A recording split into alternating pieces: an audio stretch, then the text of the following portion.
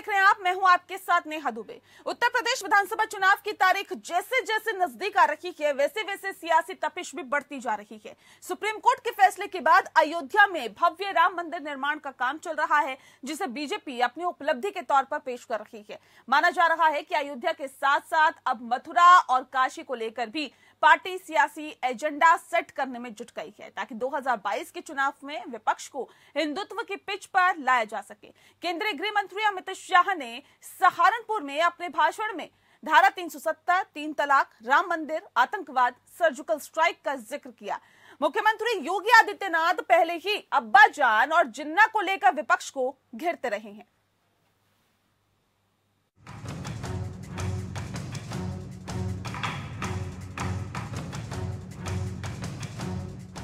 पश्चिमी उत्तर प्रदेश में बीजेपी ने हिंदुत्व का एजेंडा साफ तौर पर घोषित कर दिया है। इससे पहले उप मुख्यमंत्री केशव प्रसाद मौर्य ने भी ट्वीट कर मथुरा का मुद्दा उठा दिया है।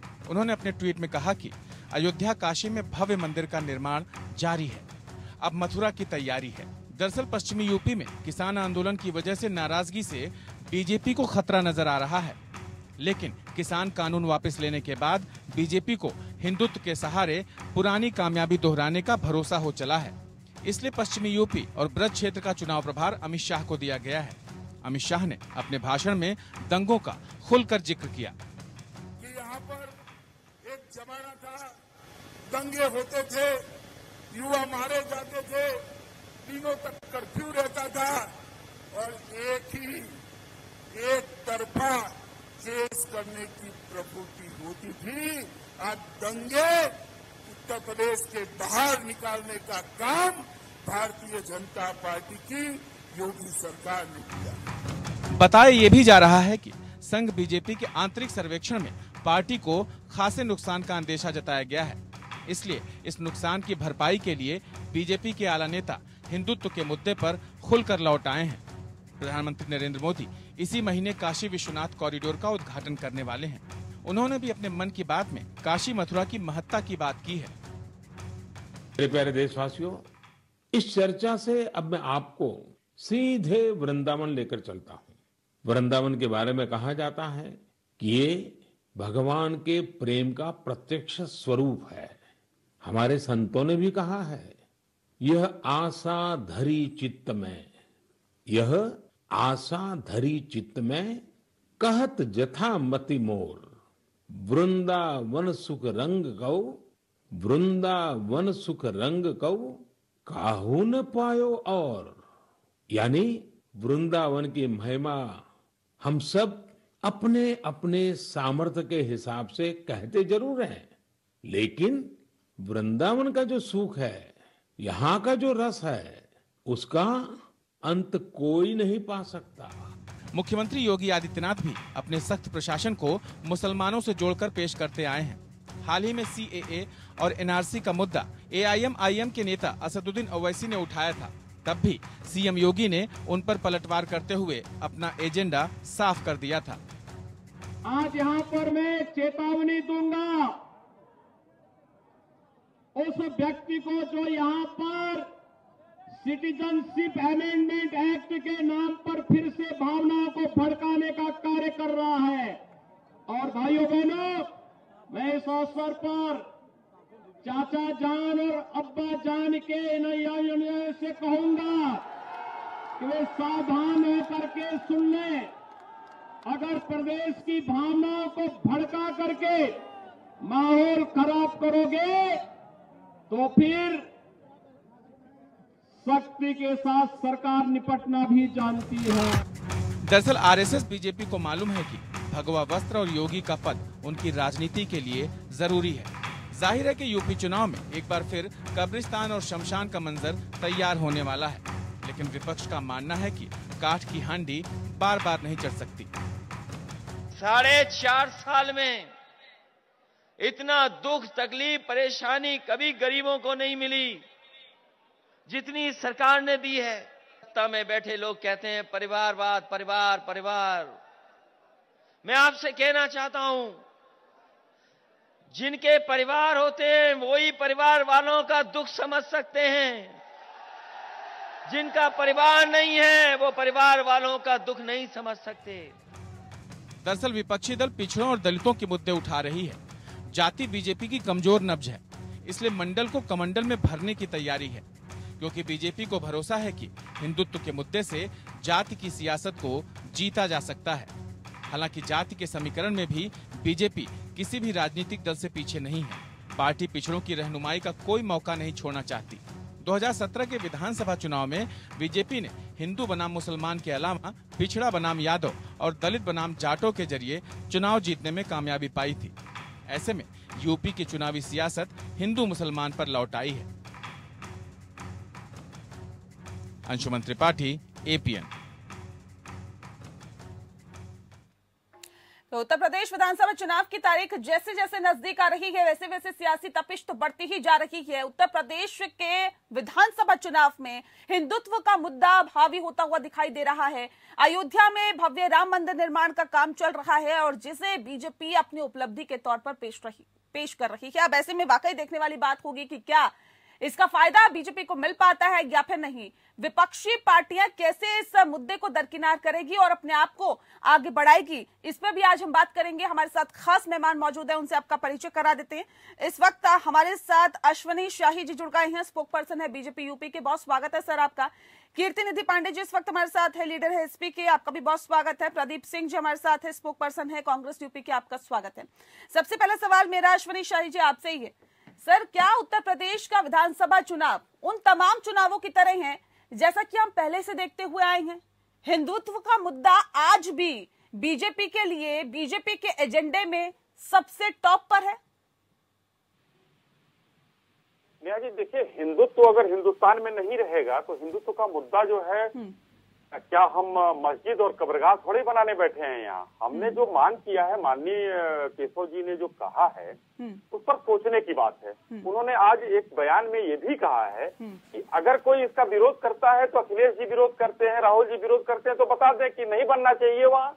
उन्होंने तो कहा कि बनना चाहिए, उन्होंने ऐसा तो कहा नहीं है कि हम जा रहे हैं आज बनाने। हाँ, हमने अयोध्या में काम किया, हमने काशी में काम किया, मथुरा में भी काम करेंगे, ये उनका कहना था। अब इसको राजनीति से जोड़ के देखा जाए, चुनाव से जोड़ के देखा जाए, तो हाँ, हम ये जरूर कहना चाहेंगे नेहा जी कि हिंदुस्तान में अगर हिंदुत्व के बारे में हम नहीं सोचेंगे, बहुत स्पष्ट रूप से कह रहा हूँ, तो ये नमाज पढ़ने वाले नमाजी समाजवादी दल के लोग जो गोलियों से ये ध्रुवीकरण की राजनीति आखिर कब तक होती रहेगी? क्या ध्रुवीकरण करके क्या आपको नहीं लग रहा है कि देश को बांटने का काम भाजपा कर रही है? कैसे ये लग रहा नेहा जी, ये बताइए। अगर हिंदुस्तान में रहने के बाद हिंदू लोग अपने चीजों सांस्कृतिक मूल्यों को संजो रहे हैं, बचा रहे हैं, तो वो सिर्फ भारतीय जनता पार्टी कर रही है। अगर प्रधानमंत्री नरेंद्र मोदी नहीं, ऐसे नहीं। अगर प्रधानमंत्री नरेंद्र मोदी ये कहते हैं कि भारत की ये पहचान है कि यहाँ पर समरसता है, भारत की ये पहचान है कि यहाँ पर हिंदू, मुस्लिम, सिख, ईसाई बहुत प्रेम भाव से रहते हैं, भारत की ये पहचान है कि ये सर्वधर्म देश है। सर, भारत की क्या ये पहचान आप बनाना चाहते हैं कि यहाँ पर ध्रुवीकरण की राजनीति हो? भारत की क्या ये पहचान आप बनाना चाहते हैं कि यहाँ पर हिंदू मुस्लिम दो भागों में बटे हुए दिखाई दे? क्या ये पहचान के साथ बीजेपी आगे बढ़ना चाहती है क्या? नेहा जी, जवाब पूरा सुन लीजिएगा। माननीय प्रधानमंत्री जी ने जो कहा स्पष्ट कहा है और बहुत सत्य कहा है। हम बांटने की राजनीति नहीं करते हैं, बांटने का काम शफीकुर रहमान वर्क ने किया है। आज उन्होंने जो बयान दिया है उसको सुनिए। उन्होंने कहा है कि बाबरी मस्जिद को गैर कानूनी तरीके से गिराकर गैर कानूनी तरीके से मंदिर बनाया जा रहा है। बांटने का काम कौन कर रहा है? हम तो कह रहे हैं कि हम अपनी धार्मिक आस्थाओं को, कानूनी मूल्यों को क्षरण नहीं होने देंगे। हम अपने जो है सांस्कृतिक धरोहरों को बचाएंगे, हमने ये कहा है। शकीफुर रहमान देश पे राज कर रहे हैं क्या? कर रहे हैं, नहीं कर रहे? मुझे बता दीजिए। बयान दे वो एक, देखिए, भारतीय जनता पार्टी देश पे राज कर रही है सर। जीते हैं, सुनिए नेहा जी, समाजवादी पार्टी के कितने लोग चुनाव जीते हैं? उसमें एक वो भी है, वो साधारण नेता नहीं है। और उनके बयान के बाद अखिलेश जी का जो है कहीं कोई बयान आया? सर, एक बात बता दीजिए ना, देश की जनता ने शकीफुर रहमान को चुना है क्या? देश की जनता ने चुना है प्रधानमंत्री नरेंद्र मोदी को। तो नरेंद्र मोदी जी क्या गलत कह रहे हैं? भाजपा क्या गलत कर रही है? नरेंद्र मोदी जी कुछ कहते हैं, आप कुछ कह रहे हैं। योगी आदित्यनाथ कुछ कह रहे हैं। वो कहे तो चुनाव हुआ, ये क्या कौन सा आरोप है नेहा जी? वो कह रहे हैं तो सत्य कह रहे हैं, और हम अपने सांस्कृतिक मूल्यों को बचाने की बात कर रहे हैं। हम गलत हो गए, बांट रहे हैं, हम वो नहीं बांट रहे हैं। अगर माना जाए, देखिए नहीं सर, मैं ये नहीं कह रही कि कौन बांट रहा है कौन नहीं बांट रहा। सर ये क्या सही है? क्या हमारी राजनीति सही दिशा में चल रही है क्या? देखिए, अगर सांस्कृतिक मूल्यों पर, सामाजिक समरसता पर कहीं आंच आएगी तो भारतीय जनता पार्टी। कैसे आप लोग ये तय कर लेते हैं कि आंच आ रही है? ये कैसे तय होगा सर? इसका क्या मापदंड है, क्या पैमाना है? नहीं, अगर एक बात बताइए, हमारा इतिहास त्रेता द्वापर का 5000 साल उससे पहले से है। मुगल आक्रांता आए इस देश में, ये मुस्लिम सारे हमारे हिंदुस्तान के भाई है हमारे। ये लोग कैसे कहते हैं फिर? शफीकुर रहमान वर्क अपने 5 पीढ़ी पहले चले जाएं, उनके दादा के दादा हिंदू निकल जाएंगे। लेकिन आज वो क्या कह रहे हैं? किसकी वकालत कर रहे हैं? वो मुगल आक्रांताओं की वकालत कर रहे हैं। क्यों कर रहे हैं? हम तो आज केशव मौर्य जी ने जो कहा है, उन्होंने यही तो सीधा कहा कि अयोध्या और काशी हमने किया, मथुरा की बारी है। मथुरा आज अयोध्या, हमने काशी में कोई मस्जिद नहीं तोड़ा है। किसने किया? अयोध्या में अगर राम मंदिर बन रहा है तो ये किसने किया? किसने बनवाया? ये कौन बना रहा है? मंदिर नहीं बनना चाहिए। नहीं कौन? मैं ये नहीं कह रही हूँ सर, मैंने कहा क्या नहीं बनना चाहिए? मैं ये कह रही हूँ कौन बना रहा है? इसका श्रेय क्या बीजेपी ले रही है? नहीं, सुप्रीम कोर्ट, पूरा सुन लीजिएगा नेहा जी, बहुत अच्छा सवाल पूछा आपने, पूरा सुन लीजिएगा। हाँ। माननीय सुप्रीम कोर्ट के आदेश पर बना, आज उसका सब पूरा देश सम्मान कर रहा है। तो क्या एक भाजपा क्यों श्रेय ले रही है? शफीकुर रहमान हमने अयोध्या में राम मंदिर बनवाया, अब मथुरा की बारी है। सर ये क्या है? ये क्या बताने की कोशिश भाजपा कर रही है? लड़ाई लड़ी हमने, सबसे ज्यादा ये लोग लड़े हैं। कोई दल लड़ा है, जरा बता दीजिए। कोई दल लड़ा है? मुलायम सिंह यादव ने चिट्ठी लिखा था जज को कि इसको जो है ताला न खोला, उसका आदेश न किया जाए। मुलायम सिंह यादव ने सरजू के पानी को कारसेवकों के खून से लाल कर दिया, और वो बयान भी दिया कैंट विधानसभा के लखनऊ में, और कितने हिंदुओं को मरवा। पांडे जी, सवाल इस बात को लेकर है कि जिस बात का जिक्र अभी आपने सुना होगा, अश्विनी शाही जी कर रहे हैं, कह रहे हैं कि सपा तो हमेशा से ही एंटी हिंदू रही है। आप लोग अगर बीजेपी हिंदुत्व के मुद्दे को आगे बढ़ाती है या फिर इस पे चुनाव लड़ती है तो आप लोगों को दिक्कत क्यों होती है? देखिए, ये भारतीय जनता पार्टी का अपना विषय को किस मुद्दे पे चुनाव लड़ती है। हाँ।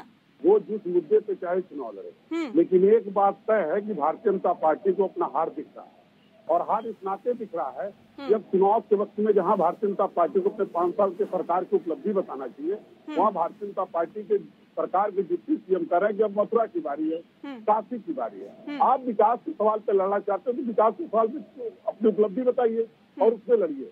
भारतीय जनता पार्टी एक बात स्वीकार कर चुकी है कि उसको 2022 में हारना, और उसी हार से बचने के लिए ये तमाम इश्यूज लाए जा रहे हैं। राम मंदिर क्या भारतीय जनता पार्टी बनवा रही है? और अगर भारतीय जनता पार्टी बनवा रही है तो सुप्रीम कोर्ट की माननीय सुप्रीम कोर्ट के आपने सुना होगा ना, अश्विनी जी तो कह रहे हैं कि कार सेवकों पे गोली चलवाई थी, उस बात को भूल गए क्या?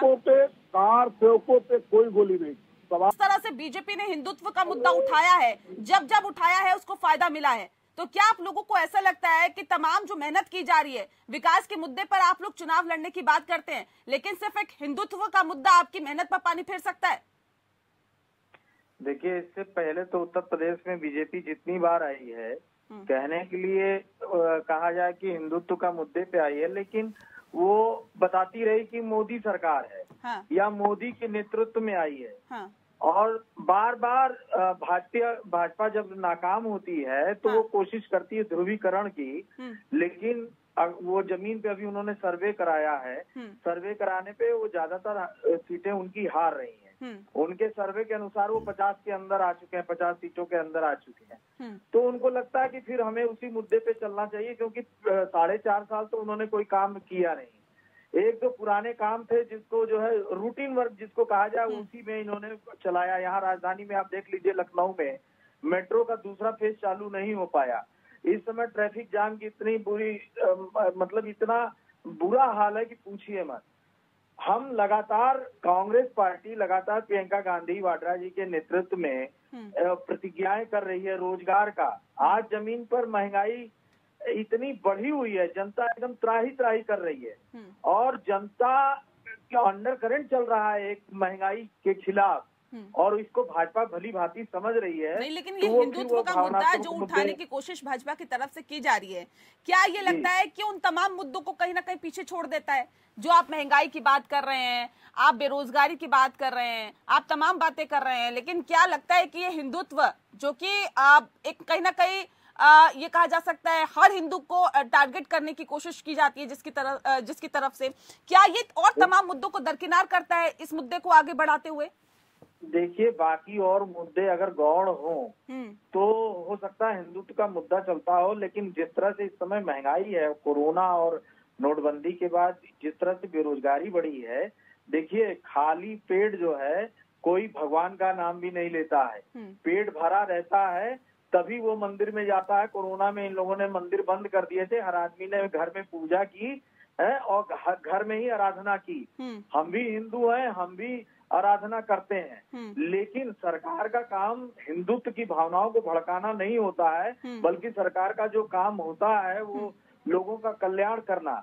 और जब लोगों का कल्याण ना हो रहा हो तो लोग भी जो है भावनाओं में नहीं भटकते हैं। मेरा ये मानना है कि जो है 2022 में हिंदुत्व का मुद्दा जो चलाना चाहा भाजपा सरकार ने वो नहीं चलेगा, क्योंकि हिंदुत्व का मुद्दा नहीं। ये बताइए कि आप अब ये कह रहे हैं कि भड़काने का काम नहीं होता है सरकार का, आपका क्या कहना है कि क्या बीजेपी भड़काने का काम कर रही है? बिल्कुल भड़काने का। भाई, ध्रुवीकरण के लिए दंगा कराना, हिंदुत्व एजेंडे पे आना। आप एक बात बताइए, मंदिर बीजेपी बनवा रही है, लेकिन योगी आदित्यनाथ तो कहते हैं कि 2017 से बताइए कौन सा दंगा हुआ है जी? 2017 से बताइए कौन सा दंगा हुआ उत्तर प्रदेश में? देखिए, दंगा कराने वाले इस समय जो है वो सरकार के साथ हैं। यही लोग विपक्ष में रहते हैं तो दंगा कराते हैं। हाँ, ठीक है अश्विनी जी, जवाब दीजिए इसका। क्या वाकई आप लोग भड़काने की कोशिश कर रहे हैं देश की जनता को? देखिए नेहा जी, बहुत स्पष्ट सी बात है। मैं कह रहा हूँ कि कीर्ति निधि जी हैं, संजय सिंह जी हैं, मैं हूँ, आप हैं, सभी लोग हिंदू बैठे हुए हैं, पार्टियों को छोड़ दिया जाए।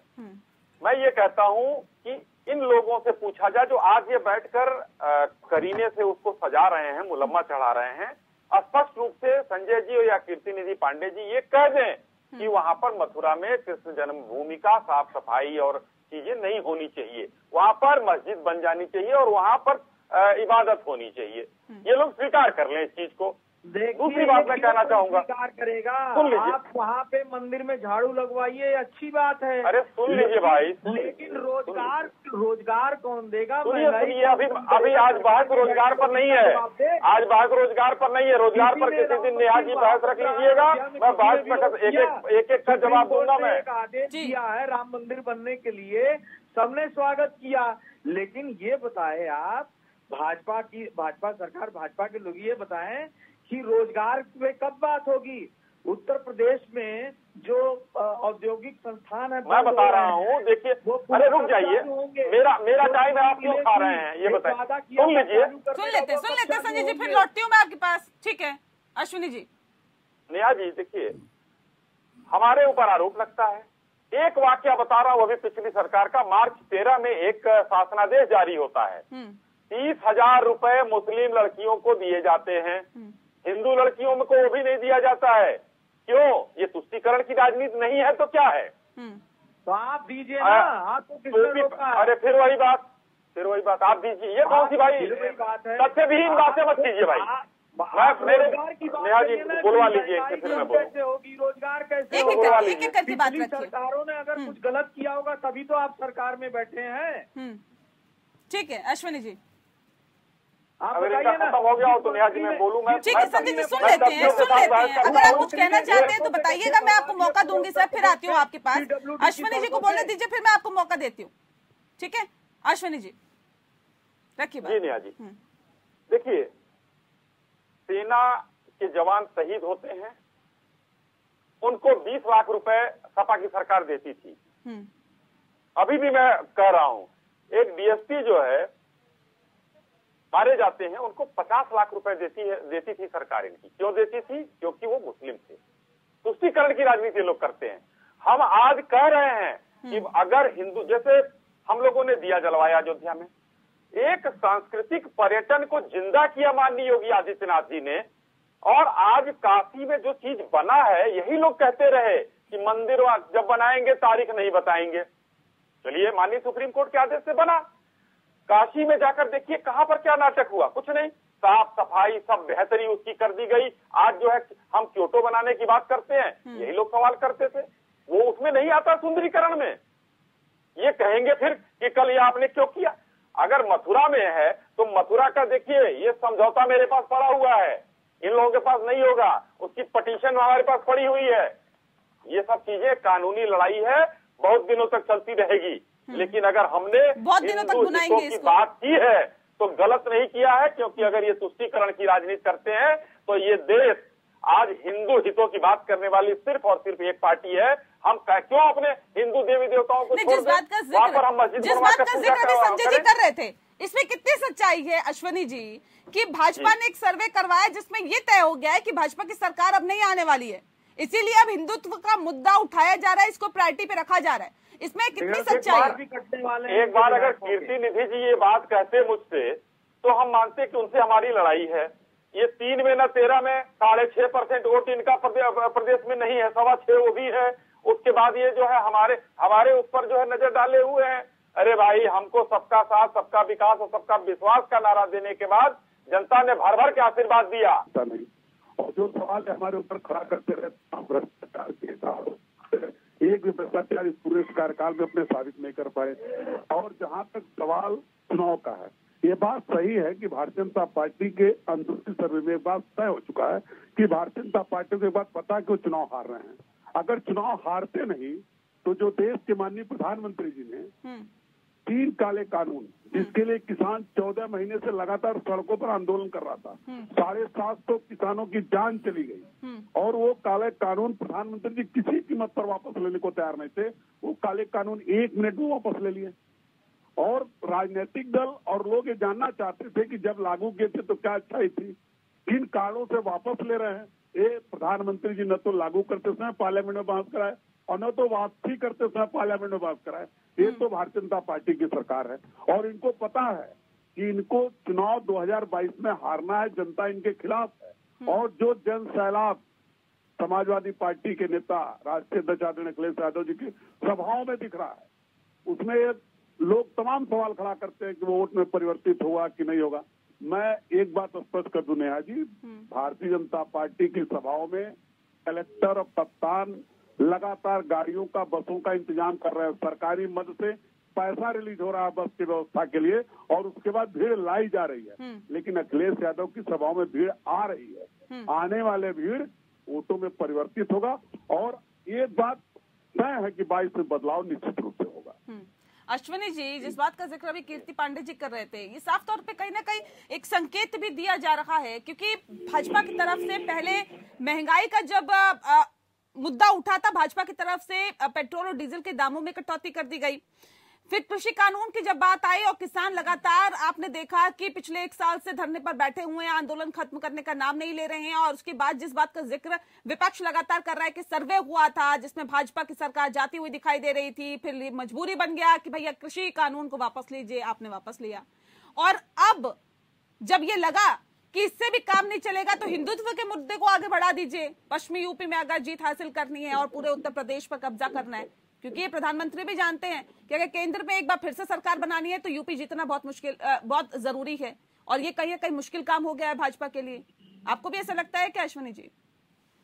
नेहा जी, देखिए, बहुत पॉइंटेड सवाल है आपका और मैं उसका जवाब देना चाहता हूँ। पहली बात तो सर्वे किसने कराया, सर्वे की रिपोर्ट अगर जिसने भी कराया है तो उसको आगे करना चाहिए।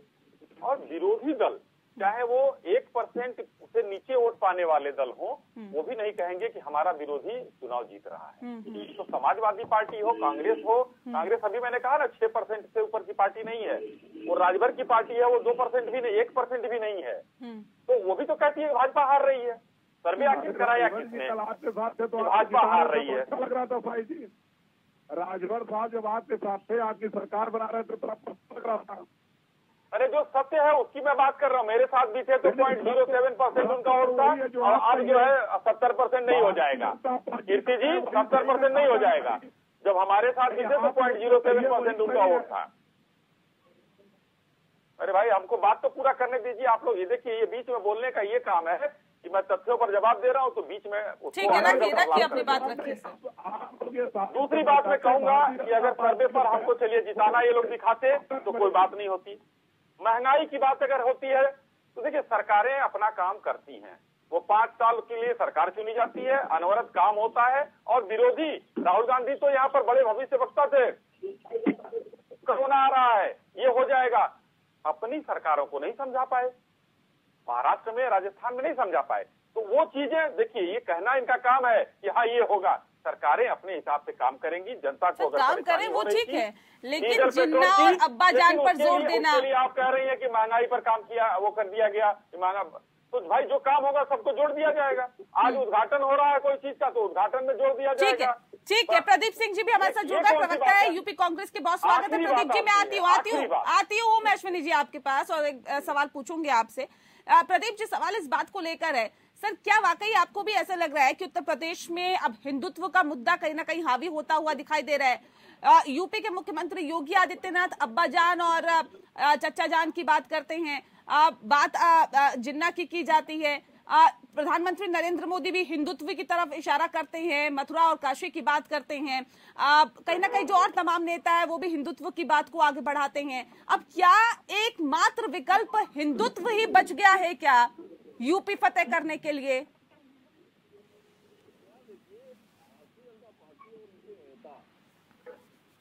पिछले चुनाव में लगातार संतान और कब्रिस्तान से पूरा चुनाव लड़ रहे हैं। आज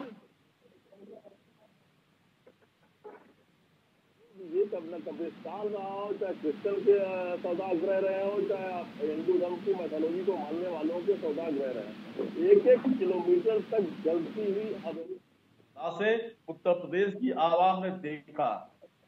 और इतना ही नहीं देखा, रामनामी कुत्ते नोचते हुए उत्तर प्रदेश की आवाम ने देखा। उत्तर प्रदेश की आवाम ये सवाल करना चाहती है कि आप शमशान घाट को करने की बात कर रहे थे, आज उन लाशों पे जब खबर चलाते हैं तो आप गिरफ्तारियां करते हो, उन्हें जेल भेजते हो। इन सवालों पर लोगों को लोगों को पूछा कि आज लोग कहना चाहते हैं अब अस्पतालों में बेड व्यवस्था होनी चाहिए, अब हमारी ऑक्सीजन की मार से लाश नहीं दिखनी चाहिए, ऑक्सीमीटर का नहीं दिखना चाहिए, एम्बुलेंस सड़कों पर दौड़ती हुई चाहिए। ये देश चाहता है, प्रदेश चाहता है कि अब 80 रुपए पेट्रोल का रेट चाहता है और 70 से 80 रुपए 90 रुपए कड़वा तेल का रेट चाहता है, युवा रोजगार चाहता है। आज नौजवान विद्यार्थी लगातार आज टैबलेट और कंप्यूटर ढूंढ रहे हैं। प्रदीप जी बाकी सब चीजें आपकी ठीक है, जायज है, लेकिन अब सवाल इस बात को लेकर है ना सर, एक सेकंड वो काम नहीं करा पाए, आज टेंडर करा रही है। प्रदीप सिंह जी सुन लीजिए सर, प्रदीप जी अब सवाल इस बात को लेकर है सर, भाजपा के एजेंडे में न सिर्फ अभी से हिंदुत्व है बल्कि बहुत पहले से हिंदुत्व है। लालकृष्ण आडवाणी या फिर अटल बिहारी वाजपेयी भी हिंदुत्व को लेकर कहीं ना कहीं आगे बढ़ते रहे हैं। अब क्या वजह है कि प्रधानमंत्री नरेंद्र मोदी या फिर तमाम जो बीजेपी के नेता है या फिर सीएम योगी आदित्यनाथ की बातों पे जनता विश्वास कर रही है? इससे पहले भी तो हिंदुत्व का मुद्दा रहा है, तब तो विश्वास नहीं किया गया था। लालकृष्ण आडवाणी ने रथ यात्रा निकाली थी, तब तो विश्वास नहीं किया गया था। तमाम तरह की बातें की गई थी। अयोध्या का आज मुद्दा नहीं रहा सर, या 2014-2019 में मुद्दा नहीं रहा सर, इससे पहले भी अयोध्या का मुद्दा रहा था, तब तो कोई उस पर सवाल नहीं उठे थे। लेकिन आज जब वोट भी मिल रहे हैं साथ साथ में, तो सवाल क्यों उठ रहे प्रदीप जी? निश्चित तौर पर हिंदुत्व का मुद्दे पर जब बात होगी तो 1000 रुपए सिलेंडर क्या हिंदुत्व के मुद्दे पर नहीं आता क्या? टूटी हुई सड़कें और गड्ढों पर, सड़कों में गड्ढे क्या हिंदुत्व में नहीं आते क्या? हम कुछ सही सवाल करना चाहते हैं। 100 रुपए किलो कड़वा तेल लेने वाला व्यक्ति हिंदुत्व के दायरे में नहीं आता क्या? वो नौजवान जिसको टैबलेट और कंप्यूटर देने की बात आपने की थी, वो हिंदुत्व के दायरे में नहीं आता क्या? जो सवाल करता है, आपने 70 लाख रोजगार देने की बात की थी, क्या वो हिंदुत्व के दायरे में नहीं आता क्या? इन सवालों पर भारतीय जनता पार्टी का कुछ बोलेगी? ये नहीं बोलेगी। प्रदेश की आवाम ने तय किया है, आपको हम लोकतांत्रिक तरीके से बैलेट के माध्यम से उसका जवाब देंगे। प्रधानमंत्री जी ने तो कहा था नोटबंदी करते समय 15 दिन का मौका दीजिए, उसके बाद किसी चौराहे पर मुलाकात कर लीजिएगा। तो हम लोकतांत्रिक तरीके को मानने वाले लोग हैं, हम बेसर लोग नहीं है कि प्रधानमंत्री चौराहों पर ढूंढे। हम लोकतंत्र के माध्यम से, बैलेट के माध्यम से उत्तर प्रदेश की आवाम इन्हें जवाब देने जा रहे हैं। बताइए अश्विनी जी, कुछ कहना चाह रहे हैं? देखिए नेहा जी, चीजें सही हैं। दो तीन बातें अभी हमारे प्रदीप भाई ने कही हैं, इन्हीं से आपके माध्यम से मैं पूछ लूंगा। देखिए, कहीं पर नीति आयोग है, WHO है, इसकी दुहाई देते हैं ये लोग। कभी कोई इंडेक्स ले आते हैं, कभी कुछ ले आते हैं। आज अभी इन्होंने कहा कि शमशानों में लाशें थी, ये कोरोना में कुछ नहीं हुआ था। उसी नीति आयोग और उसी WHO ने योगी के कार्यकाल में जो अच्छा काम किया गया उसकी सराहना भी की थी। तो हम नीति आयोग को गलत माने या इनकी बात को गलत माने? कहीं ना कोई तो एक गलत है। महंगाई की बात मैं करता हूं। अभी किसानों की लड़ाई राहुल जी भी लड़ रहे हैं, हमारे प्रदीप भाई भी लड़ रहे हैं, सपा भी लड़ रही है। किसानों को अनाज का उपज मिलना चाहिए, सब कुछ मिलना चाहिए। और कड़वा तेल जो है 200 रुपए का मुद्दा उठा रहे हैं। सरसों किसान भाई को 8 रुपए किलो से ऊपर का बिका है, जो 4-4.25 रुपए से ऊपर नहीं बिकता था। और नेहा जी, 3 किलो सरसों में 1 किलो तेल निकलता है। ये दुनिया जानती है, जो तैयार होगा वो जानेगा। 3 किलो सरसों में 1 किलो तेल निकलता है। रेट देख लीजिए कितना होना चाहिए। तो हमारे किसान को तो मिल रहा है ना। तो किसान का सरसों अगर उसको महंगा मिल रहा है तो इनको दर्द हो रहा है, क्योंकि तेल महंगा मिल रहा है। ये देखिए, आज असली मुद्दा ये है, ये भारतीय जनता पार्टी की लोकप्रियता, हमारे कर्मयोगी मुख्यमंत्री आदित्यनाथ जी की लोकप्रियता, काम करने की क्षमता देख के ये लोग दहशत में आ गए हैं। नोएडा नहीं जाते थे इनके मुख्यमंत्री कि हमारी कुर्सी चली जाएगी। एक मुख्यमंत्री बिजनौर और नोएडा दोनों नहीं जाती थी, गाजियाबाद में बैठकर उद्घाटन होता था। आज वही मुख्यमंत्री आदित्यनाथ जी 9 से 10 बार जाकर कितने कार्यक्रमों का उद्घाटन करके आए। नोएडा में आपका कार्यालय भी है, आपको पूरा पता है, एक क्षण का उनका प्रोग्राम आपको पता है। तो पूरे उत्तर प्रदेश के लिए, चाहे सोनभद्र हो, सहारनपुर हो, देवरिया हो, नोएडा हो, चारों तरफ माननीय योगी आदित्यनाथ जी दौड़ लगा रहे हैं और सब जगह विकास कामों की समीक्षा कर रहे हैं।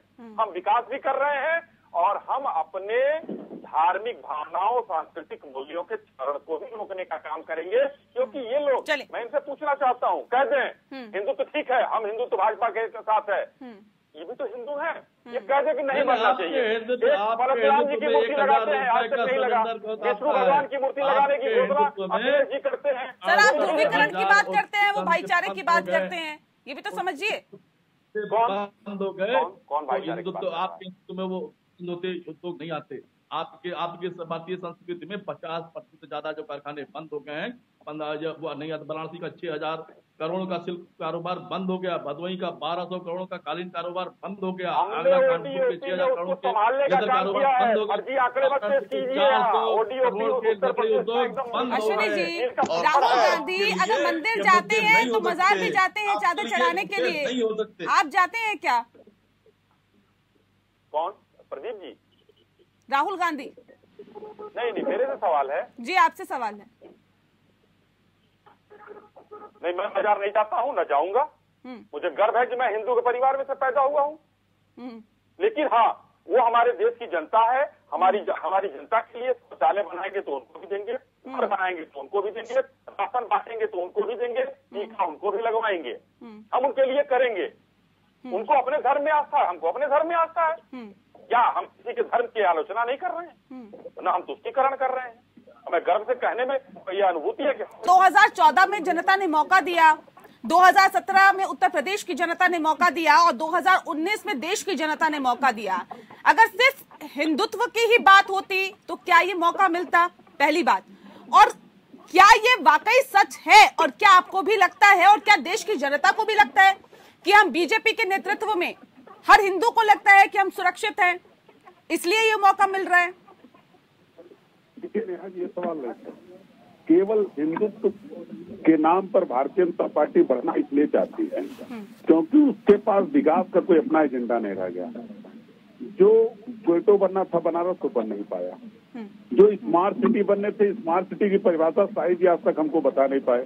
और तमाम प्रवक्ताओं से मैं पूछता रहा स्मार्ट सिटी की परिभाषा क्या, स्मार्ट सिटी में क्या होना चाहिए, ये बता दीजिए। स्मार्ट सिटी तो आप पूरे देश में बना रहे, तो आज तक बना नहीं। और विकास में तो भारतीय जनता पार्टी कहीं स्टैंड नहीं कर पा रही है, इसलिए इस मुद्दे को आगे। और हिंदू होने का सर्टिफिकेट तो शाही से थोड़े चाहिए। हम तो खुद ब्राह्मण परिवार में पैदा हुए, हमसे बड़ा हिंदू कौन?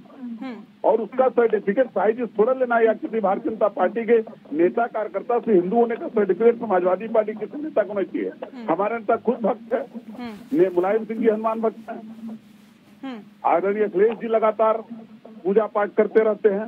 मंदिर में भगवान कृष्ण की प्रतिमा लगाने की घोषणा हमारे राष्ट्रीय अध्यक्ष जी मुख्यमंत्री उत्तर प्रदेश के अंदर उन्होंने मथुरा के अंदर किया, और लगातार केवल धर्म के सहारे भारतीय जनता पार्टी बढ़ना चाहती है। जो काम हुआ, जो माननीय सुप्रीम कोर्ट ने फैसला दिया राम मंदिर निर्माण के, ये बात तो हम शुरू से कहते आ रहे हैं कि आपसी सद्भाव न बिगाड़ा जाए, देश का सद्भाव न बिगाड़ा जाए, देश की तरक्की में बाधक अगर सद्भाव बिगड़ेगा, जो कोर्ट का फैसला होगा उसको सब लोग मानेंगे। तब तो भारतीय जनता पार्टी ये बात नहीं तैयार थी मानने के लिए, तब तो लगातार लोगों के बीच में दंगे भगाने का काम करती थी। आखिर हुआ वही जो उस समय मुलायम सिंह जी कहते थे, हुआ वही जो हम लोग कहते थे। जब वही हुआ है तो चाहे मथुरा हो, चाहे काशी हो, चाहे जब माननीय सुप्रीम कोर्ट के फैसले पर काम होना हो, कोर्ट के फैसले पे काम होना हो, शकीफुर रहमान के बयान पर सवाल उठा रहे हैं अश्वनी जी। जी, शकीफुर रहमान के बयान पर सवाल उठा रहे हैं अश्वनी जी। देखिए, अश्वनी जी का काम है, आडवाणी जी जिन्ना के मजार पे चादर चढ़ाएंगे तो अश्वनी जी खामोश रहेंगे, मोदी जी भी खामोश रहेंगे, योगी आदित्यनाथ जी भी खामोश रहेंगे।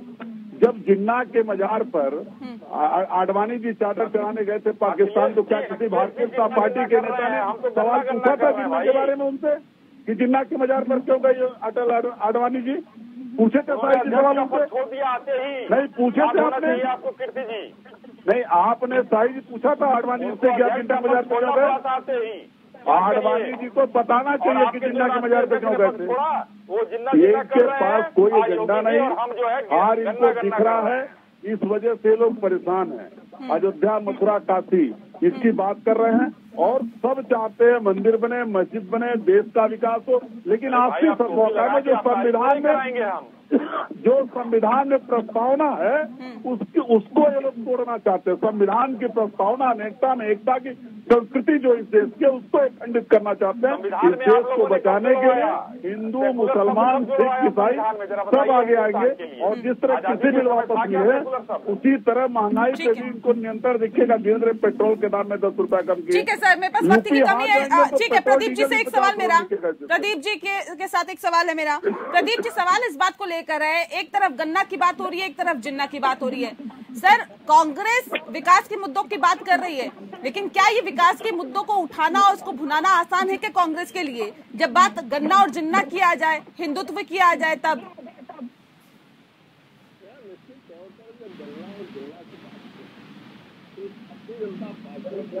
चुनावी घोषणा पत्र पर चर्चा जरूर होगी। गन्ने का भुगतान 14 दिनों के भीतर न होने पर ब्याज और गन्ने का मूल्य 400 रुपए क्विंटल मिलेगा। भारतीय जनता पार्टी 1400 करोड़ रुपए का भुगतान गन्ना किसानों का अभी भी बाकी है। भारतीय जनता पार्टी इस पर मौन है, लगातार 400 रुपए क्विंटल की राह भारत का गन्ना किसान देख रहा है। जब इन मुद्दों को लेकर किसान इनसे आवाज उठाता है, आंदोलन करता है, तो भारतीय जनता पार्टी के नेता और उनके उन्हें गाड़ियों के तले रौंद देते हैं। दुनिया ने देखा था। और दूसरी तरफ जब जिन्ना की बात होती है तो निश्चित तौर पर जिन्ना के साथ मिलकर आजादी के पहले सरकार चलाने वाले, जो राष्ट्र की थ्योरी लेने वाले, महात्मा गांधी को प्रार्थना सभा में जाते हुए खुली मारने वाले लोगों से कई जिन्ना के समर्थन या विरोध करना बेईमानी होगी। ये वही लोग हैं जो अपने कार्यकाल में अलीगढ़ विश्वविद्यालय में जिन्ना के नाम का हल बनवाते हैं, जिन्ना के साथ मिलकर सरकारें चलाते हैं और विपक्ष पर तमाम तरह की बातें करते हैं कि 70 लाख नौकरियों का वादा विपक्ष या प्रदेश के आवाम, प्रधानमंत्री की फसल बीमा योजना पर किया गया वादा जवाब न पूछे, गया और पशुओं पर। चलिए, मुद्दे बहुत है सर, लेकिन बात अभी हिंदुत्व की ही हो रही है, लेकिन इससे कितना फायदा भाजपा ले पाएंगे वाकई देखने वाली बात होगी। बहरहाल बहुत शुक्रिया आप सभी मेहमानों का हमारे साथ इस खास चर्चा में शामिल होने के लिए। लोकतंत्र में इतना ही। नमस्कार।